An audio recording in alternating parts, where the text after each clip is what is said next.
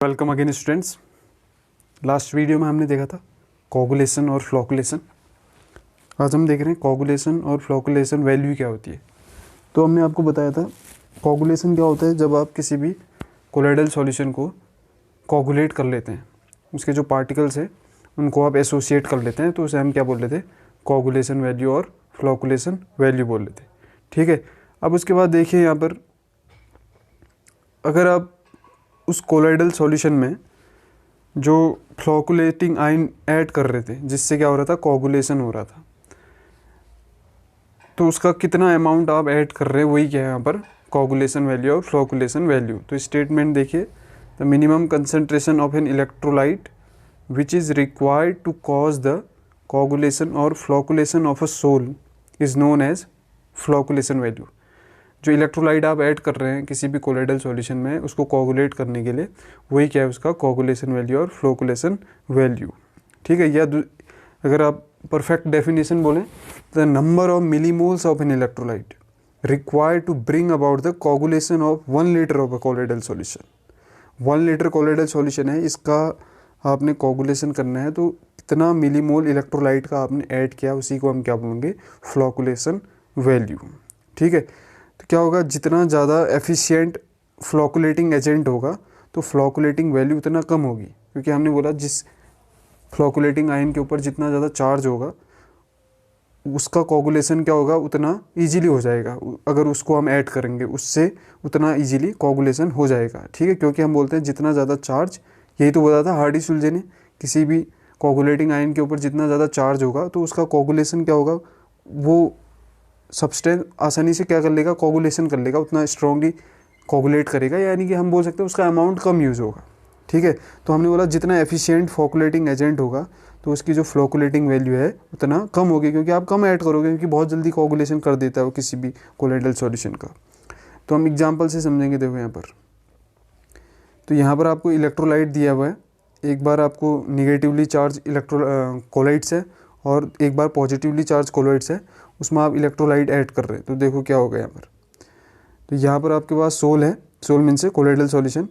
तो फर्स्ट में देखो AS2S3 negatively charge colloidal solution है, आप इसमें इलेक्ट्रोलाइट ऐड कर रहे हैं, यानी कि आप इसमें क्या ऐड कर रहे हैं, मिली मोल्स कंसनट्रेशन में इलेक्ट्रोलाइट या फ्लोकुलेटिंग आयन बोल सकते हैं। तो आप देख रहे हैं यहाँ पर NaCl, KCl, calcium chloride, MgCl2। दूसरे वाले कॉलम में देखेंगे MgSO4, AlCl3, एल्यूमिनियम सल्फेट और एल्यूमिनियम नाइट्रेट। तो आप देख रहे हैं NaCl, KCl, कैल्शियम, यहाँ पर आप निगेटिवली चार्ज सोल है, तो इसमें से क्या आएगा, कैटायन आएगा, इलेक्ट्रोलाइट या फ्लोकुलेटिंग आयन में से कैटायन आएगा, जो कि निगेटिवली चार्ज AS2S3 का क्या करेगा, कोगुलेशन करेगा। तो आप देख रहे हैं यहाँ पर KCl से, अगर आप देखो NaCl और KCl की वैल्यू में, फ्लोकुलेशन वैल्यू में बहुत ज़्यादा डिफरेंस नहीं है, 51.0 और KCl का 49.5। लेकिन उसके बाद आप देखो Ca+2 कैल्शियम पर आए तो 0.65 दिख रहा है ना आपको, फिर MgCl2 में 0.72, देखो 49.5 से सीधे 0.65 क्यों हुआ, क्योंकि यहाँ पर जो पोटेशियम था वो एक बार फ्लोकुलेटिंग आयन की तरह बिहेव कर रहा था, लेकिन जैसे ही आप पोटेशियम से कैल्शियम +2 आए तो चार्ज बढ़ गया ना, +1 से +2 हो गया, कैल्शियम पर +2 चार्ज है, तो देखो उतना कम, बहुत ही कम मिलीमोल यूज हुआ, 0.65 मिलीमोल कैल्शियम क्लोराइड का यूज होगा, क्योंकि इसकी जो कोगुलेटिंग पावर है या फ्लोकुलेटिंग पावर है वो ज़्यादा है। हम वही किसने बोला था, हार्डी सुल्जे रूल ने। ठीक है। फिर उसके बाद आप देख रहे हैं 0.65, MgCl2 के लिए 0.72, MgSO4 के 0.81। अब देखो AlCl3 के लिए आप देख रहे हैं, तो यहाँ पर जो कैटाइन होगा वो क्या होगा, Al+3, तो देखो और कम हो गया 0.093। ठीक है। क्यों, क्योंकि Al पर चार्ज बढ़ गया है, पॉजिटिवली चार्ज। ठीक है। इसी तरह इसमें भी Al2SO4 का होल थ्राइस में एल्यूमिनियम पर भी +3 होगा, तो क्या हो गया 0.096, और एल्यूमिनियम नाइट्रेट में भी क्या हो, +3 होगा। तो अप्रॉक्स इक्वल आ रहा है +3 वालों के लिए और +2 वालों के लिए और +1 वालों के लिए इक्वल। लेकिन जैसे +1 से +2 में जा रहे हैं तो बहुत ज़्यादा चेंज आता रहा है, इसका मतलब बहुत कम वहाँ पर इलेक्ट्रोलाइट का यूज़ कर रहे हैं, क्योंकि उसका जो कोगुलेटिंग पावर है वो बहुत ज़्यादा है। तो हमने पहले ही बताया था कि जिसका कोगुलेटिंग पावर जितना ज़्यादा होगा उसके लिए फ्लोकुलेशन वैल्यू उतनी कम होगी या कोगुलेशन वैल्यू उतनी कम होगी। इसी तरह आप FeOH का होल थ्राइस, जो कि पॉजिटिवली चार्ज 1 2 3 4th वाले कॉलम में आप देखें, FeOH का whole thrice positively charged sol है, तो इसमें आप देख रहे हैं जो फ्लोकुलेशन वैल्यू है, क्या यहाँ पर आयन होगा, यहाँ पर निगेटिवली चार्ज आयन होगा जो कि कोगुलेशन कराएगा। तो यहाँ पर निगेटिवली चार्ज आयन पहले में Cl नेगेटिव होगा, KCl से, बेरियम क्लोराइड से भी Cl नेगेटिव आएगा, K2SO4 से SO4-2 आएगा, ठीक है। तो -2 चार्ज, MgSO4 से भी -2 आएगा। तो आप देख रहे हैं Cl नेगेटिव के लिए जो फ्लोकुलेशन वैल्यू है 9.5, बेरियम क्लोराइड के लिए 9.3, क्योंकि यहाँ पर Cl नेगेटिव आ रहा है तो दोनों पर -1 चार्ज है। इसी तरह SO4-2 पर आए तो देखो फ्लोकुलेशन वैल्यू 0.2 पर आ गई है। क्यों? क्योंकि चार्ज बढ़ गया है।